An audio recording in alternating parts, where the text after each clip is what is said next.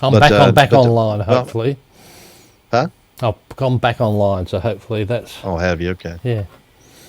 Okay, it just says the stream's offline, so it doesn't say it's over with. There we go. Something just happened. There, we're re-upped, looks like. Yeah. It just come up again by itself. But anyway, what he wanted was, he described the unit exactly, had a picture of it, had a little prototype, exactly the way we were describing it. It's something you would just take the place of film as the digital back that you would put right into a 35 millimeter film camera and use that and record and, the whole thing. It was exactly what we were talking about.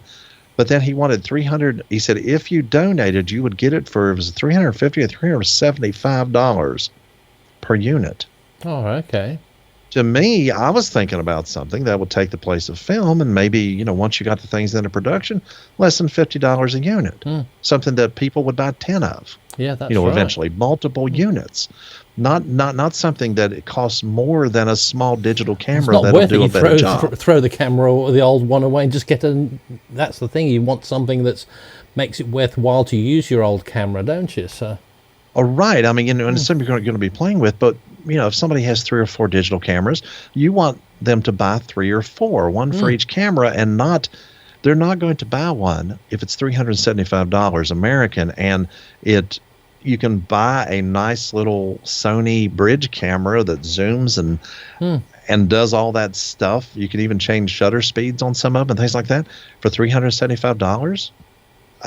That was just completely, because you've already bought that camera. Why would you want to pay again just to do digital with it? It seems to be something to replace the film, not the camera. That's probably why he failed as well on that. But then again, he might have done that. A lot of these ones with these Kickstarters, if people do donate, it's like throwing money away. It's not a shop. You're not guaranteed of getting anything, but you've just got to give money and assume, well, if it doesn't go anywhere, well, you've just lost your money. So. Well, he said if it did go somewhere, basically what you would get would be the cheap price of $375, and that way everybody else, I guess, would pay $400 or $450. But 307, well, even if that's just too expensive, why bother? It's because you're wanting it so somebody who's got a load of film cameras, something cheap to put one in because they've spent a lot of money on the machine. But if you say, well, if it's $350, well, I can get probably a better camera than that will do it for less than that. So what's the point? And anyway. So. Well, the parts wouldn't cost very much electronically. No. Those sensors and all that stuff. I mean, really, all the technology's there. You could really, really put it together easily, and there you would be. I don't know. It was just something that didn't make any sense to me at all. Oh, I also had 3 more extraneous. Domain names to expire. Oh yes, well yes. It was like the .net, the this and that off of one of my other main .coms that I didn't need, and I thought, I don't need that. I never did anything with the .com, so I just let them go. Of course, they're very insistent that I really need to re-up these things, and and then you get. I did that on one. I thought, I don't care. And then just getting, okay, I better, because now you'll lose them forever. And the only one I kept was geoffblanchard.com.au. Yes. Because I don't use that, but I paid for that. But I thought then at least nobody else can use it even then. So at least that's mine there. Now, before I go, I'll put back to this shot, which says about live every Wednesday. Now, I was getting a bit confused with going forward. So when do you move your clocks forward? Well, when do you fall back? I will be falling back this next weekend. So it'll be 7 a.m. for me, and it'll stay 9 p.m. for you. No, it'll be 10. No, you won't change yours at all. I will if I'm because if I no you stay right where you're at, and I'm the only one changing my time, so I will just change and make it accordingly. Okay, so I'll still be here at the same time, my 9 p.m. Yes, you changed when you changed. I didn't have to change when you changed. So when I changed, you don't have to change. No, but when I changed for you. It was 8 o'clock. And then you actually changed when your time changed and left me where I was at. Yep, that's right. But I changed. This is where it gets so confusing because. Yeah, right. Okay. What happens is we were meeting initially at 6 and 8. Yep. Then your time changed, which pushed you forward to 9 o'clock. Yep. I stayed exactly the same.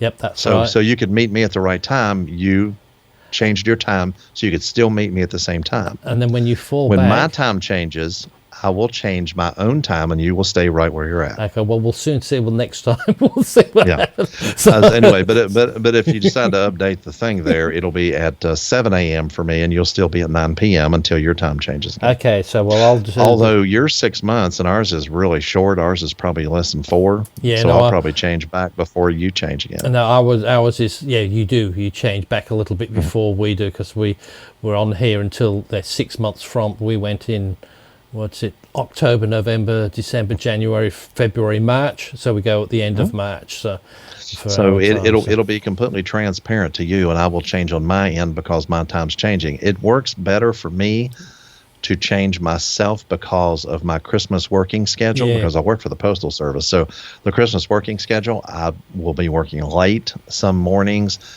This is my day off when I do this, my night off. So yeah, I could be forced to work that night off just like I was the other day. Yes. And then I could be forced to work past 6 o'clock in the morning, but only at Christmas times when really that happens. So if I just changed myself at Christmas time, then I change back, and then I'm good for the rest of the year. So I'll change when it's my time to meet you, and you change when it's your time to meet me, and we'll be great. That's right. Yeah. Now, yep. I can think, because if you stayed at 6, it would be my 10, and then you've gone. Yeah. Well, it seems. Well, we'll see what happens next week, anyway. So. If Okay, don't worry, I've got this. Yeah, we've got. No, I believe. I believe you had it. You were explaining it to me when yours changed, and I'm like, now what? So no, like you say, I can handle it on my end if you can handle it on yours. I've calculated several times, and I think I've got this. And the thing is, I always get it wrong, but then I just wait until the clock's actually changed and I can see it. Yep, okay, it works. When you see the clock on the screen, Yes. oh, okay, that's going to do that. But when you've got to figure out, it just does your head in, especially when one falls back and then you think, hang on, that's going backwards. No, but I'm going forwards now. Hang on. Oh, okay, well, we'll leave it at that. Yep. Anyway, that's nearly. Your times will be 8 and 9 in the evening, and mine will be 6 and 7 in the morning, depending on what my time zone is, and we'll just meet each other. That's right. Yes. So change our own. Then we don't have to worry about it. I don't mind at 10 as well, but it's just if it gets to 11 o'clock at night, that stands to be a little bit too much anyway. So yes, I agree. But we've got we've got this title up, so it looks like the next show will be number 26. So hopefully we'll see you all next week. But as I said, the only reason we won't do is if work commitments, and even then I might just come on and say, just have a 5-minute chat telling everybody why we're not there. Anyways. Yeah, I think I think it'll help a lot with me dealing with my own time. It shouldn't happen. It'll happen way less often then, if that's the case. Although I do work a lot, and I do work long hours. I work extra days off, and all this to make sure the mail gets out. See, we have the election and then Christmas. And then Christmas, and that's the thing, is you can't guarantee anything with Christmas, because it's like you said, it's got to get out. So whereas you'd normally work this, you just say, well, you're volunteering to work this 15-hour shift. Okay. You sort of have to do it because that's what you're there for, isn't it? When the busy times are there, you just got to, because everybody wants all their Christmas parcels, they want all the Christmas cards, and even though people don't do that anymore, there's still a hell of a lot that do depend on the postal service for everything, and more so for parcels these days, isn't it? Well, no, the parcels are the big business now. Yeah, there's still a lot of letters going, but the parcel business, just in the last 5 or 6 years, we have really taken off in the parcel department. We're actually cheaper than the other, commercial shipping services, and it's a really good thing. But I did have, just really quickly, I did have something funny happen the other day.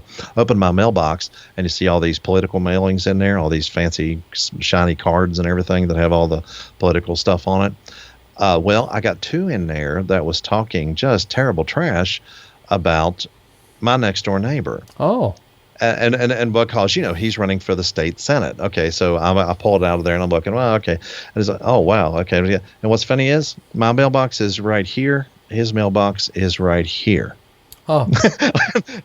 Well, hey, I just put that in there and he could see it. No, I'm sure he got one of his own too. But it was just like they're talking trash about this guy, and I know the guy, and he's a a good neighbor and everything like that, and I like him. Yeah, I'm gonna vote for him. And see how they get these things. cards talking trash, and his mailbox is right beside mine. It's real funny. It's just really strange, isn't it? So, I just don't know about these politicals. We've had our sort of council elections, and all of a sudden, all these pamphlets come out of the middle of nowhere. I have no idea who these people are. Never talked to him, never heard. I don't know who the mayor is or who's in charge of the local council. And you only know when there's an election. Oh, is that who looks after the place? And generally, the person who's already the incumbent, he generally gets re-elected because it's the only one that people sort of know the name. Or else, oh, well, he's the mayor, so he's been doing it, so he hasn't been sacked, so at least we know he can do the job. So quite often they get re-elected. The way you know that there's an election coming up in West Virginia is you start seeing a lot of road construction. They're fixing the roads. Oh, that's right, yeah.